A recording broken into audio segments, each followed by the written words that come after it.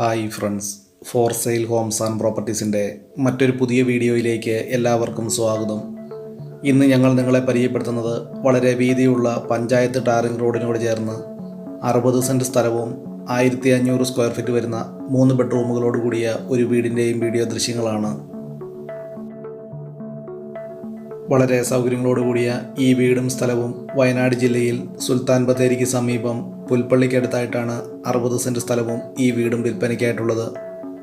എല്ലാവിധ കൃഷികൾക്ക് അനുയോജ്യമായ 60 സെൻറ്റ് സ്ഥലവും ഈ വീടും നല്ല ഒരു റെസിഡൻഷ്യൽ മേഖലയിലാണ് സ്ഥിതി ചെയ്യുന്നത്.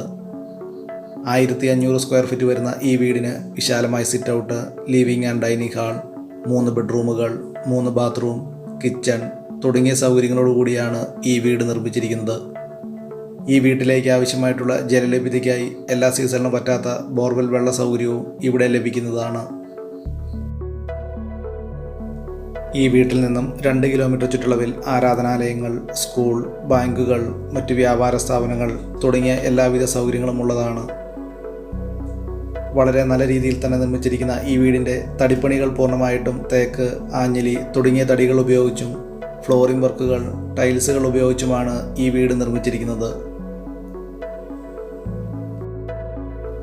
60 സെൻറ്റ് സ്ഥലം ഉൾപ്പെടുന്ന ഈ വസ്തുവിൽ കുരുമുളക്, കാപ്പി, കമുക്, തെങ്ങ് തുടങ്ങിയ എല്ലാവിധ കൃഷികൾക്കും അനുയോജ്യമായിട്ടുള്ളതാണ്.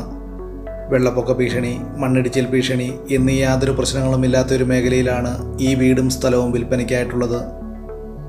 ഈ വീഡിയോ പൂർണ്ണമായും കണ്ടതിന് ശേഷം ഈ വീഡിയോ ഇഷ്ടപ്പെട്ടാൽ ലൈക്ക് ചെയ്യുക, ഷെയർ ചെയ്യുക.